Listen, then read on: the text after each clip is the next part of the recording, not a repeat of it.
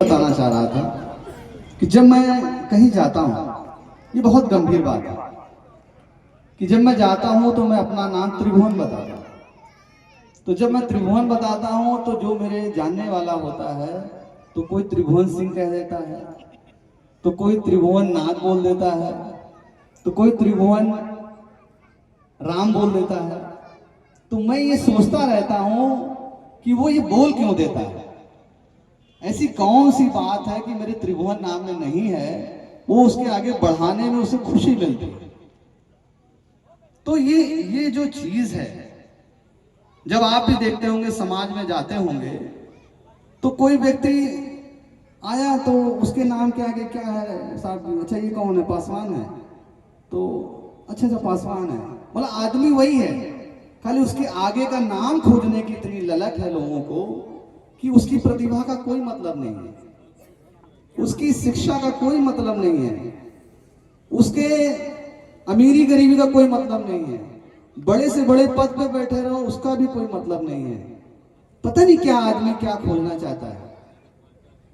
और ये पूरे भारत में ही पता नहीं क्यों ऐसी बीमारी है कि सब लोग खोजना चाहते हैं, और जगह जाएंगे तो लोग नहीं खोजते हैं। सब वो तो सोचते हैं कि एक इंसान है और इस इंसान को क्या गुण है, क्या प्रतिभा है जिसकी वजह से इसकी पहचान है।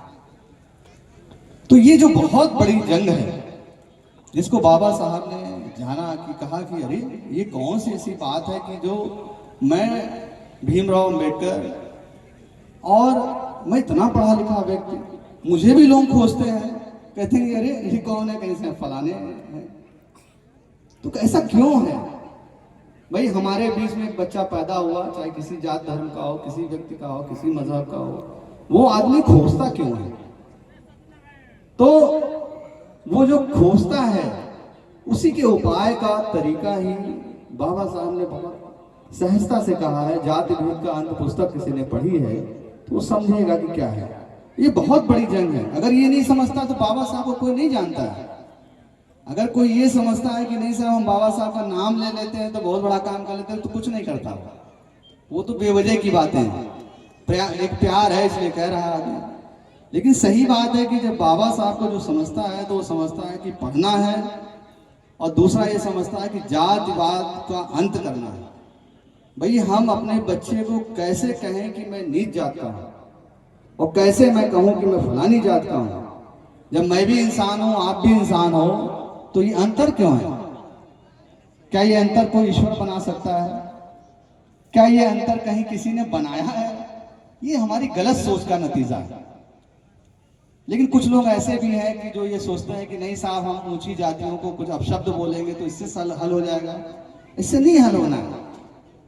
बाबा साहब ने भी इसको मना किया, कहा कि भाई आप किसी की जात को बोल करके आप हल नहीं कर सकते हो।